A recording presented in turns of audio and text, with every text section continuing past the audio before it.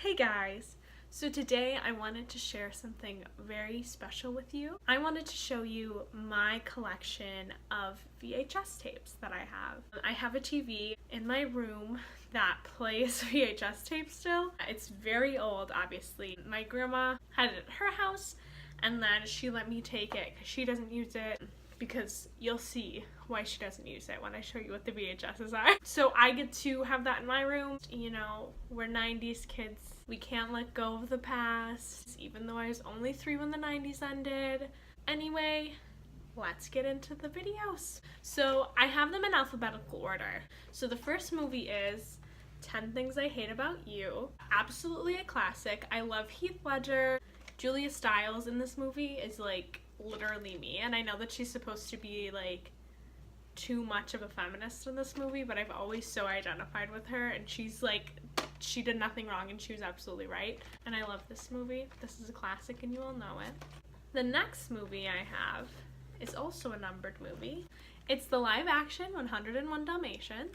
These are like the original live action Disney movies, and I think this is actually very well redone. I like this one, and I think they made 102 Dalmatians also in live action, but I thought these movies were really good and I really liked them as a kid. I haven't actually watched this since I've been an adult, and maybe I will feel differently when I watch it again, but for now I can be blissfully unaware of how weird it is. And I have Aladdin, of course, a classic, a film one of the best of the Renaissance. I'm interested to see how the live action will be for Aladdin, because do we know yet if they're having songs? Because the Mulan's not having songs, but Lion King is having songs, so we'll see about it. Songs are important. Then I have Atlantis, The Lost Empire. The best Disney animated movie there is or has ever been is Atlantis, The Lost Empire.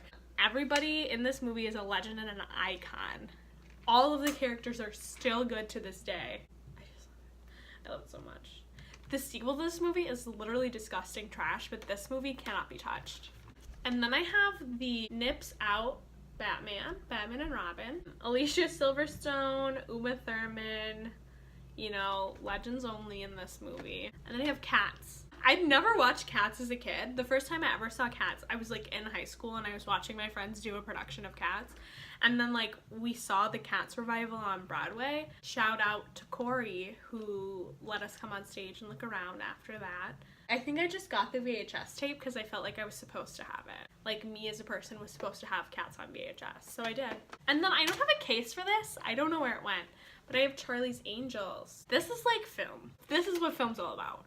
And that's all I have to say about it. And then we have the Cheetah Girls. This movie, I have actually watched this VHS a lot since I've gotten it, just because it's such like a easy to watch, feel good movie. Like, and I know how it goes because like I've watched this movie a million times before I even got the VHS. It's just a classic. It's a good film. But Cheetah Girls 2 is better, and I stand by that. Then I have Ever After. This is the one I actually watched the other day while I cleaned before Jake's mom came to visit us. I love this movie. If you haven't seen this movie, this is like a genuinely good movie. It's Drew Barrymore, and the evil stepmother is played by Angelica Houston. So like obviously she snapped on this one. And she plays like a Cinderella who is, you know, some people have problems with Cinderella because like she's just like waiting around and cleaning and then she like got married. This is a Cinderella who like has a lot of interests and is very independent and is definitely the main character of her story. Like she doesn't need anybody else. The prince is like a loser and she tells him that. So this movie's great. Ever After, you should watch it. Then I have Fight Club. We've all seen it. I also have this on DVD. Maybe I'll do a DVD collection. So I don't need to have this on VHS and DVD, but I just feel like having this on VHS is so authentic. Like I feel like most movies, they're helped by having better video quality. I feel like Fight Club, the worse video quality you can watch it in, the better the movie is. Hercules. This movie is honestly not that good, but I love Meg because like as all bisexual girls do, like that's all I have to say about that. Legally Blonde.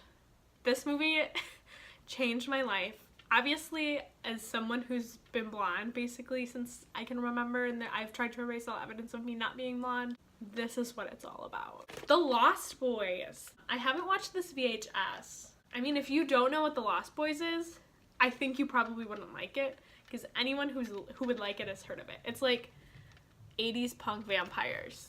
So like, you either know or you don't. Speaking of Mulan, I have Mulan on VHS. This is a truly great movie, and I think they're absolutely going to ruin it in the live action. Pocahontas. This movie is racist and a mistake, but it's still part of my childhood, and I'm not really supporting them by watching the VHS. They don't even know this exists anymore, you know what I mean? The Prince of Egypt. This is a movie. This moves.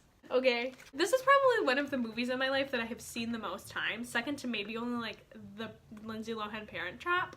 But I cry every single time I watch this movie.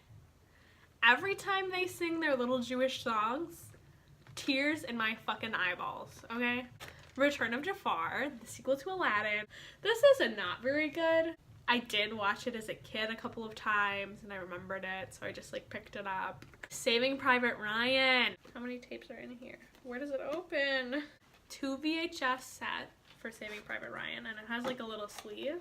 Special limited edition. I got it for $2. I watched this movie for the first time in my AP US History class when I was a sophomore, and it basically ruined my life. 7.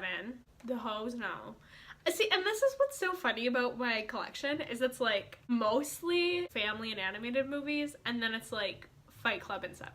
Brad Pitt is shook. Brad Pitt is described on the back of this as being from the movie Interview with a Vampire, and I love that for him. That's how I'm gonna describe Brad Pitt from now on. You know Brad Pitt from Interview with a Vampire? And then the last movie I have is Tarzan.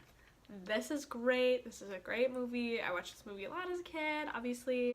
The ones from this video are pretty much the Disney movies I watched heavily as a child, except The Little Mermaid. The Little Mermaid was my favorite, but I haven't been able to find it on VHS, so that just means it's everybody's favorite and they're holding on to those. So that's all of my VHS collection. Sometimes for certain movies, it's easier to find a VHS than a DVD. Like Ever After, for example. It's pretty easy to find the Ever After VHS. I think it would be harder to find on DVD because I don't think it did that well, even though like that movie's amazing. I hope you guys enjoyed. Let me know if you want me to do more collection videos. I was thinking, of course, of doing my DVD collection, and I was also thinking of doing a video of my collection of records, and that's kind of like this, where it's a form of media that's a little antiquated at this point, but people still enjoy it. But of course, records now, like, people have record players and buy new records, and people are releasing records for new albums, so records aren't as antiquated. But I think that people are interested in what other people have. You know, when I go to someone's house, I always look at like their books and their movies on their shelf, and like I think that says a lot about a person, and so I wanted to share those things with you guys. So let me know if you want to see more videos like that. Comment, like, and subscribe, and I'll see you guys in the next video.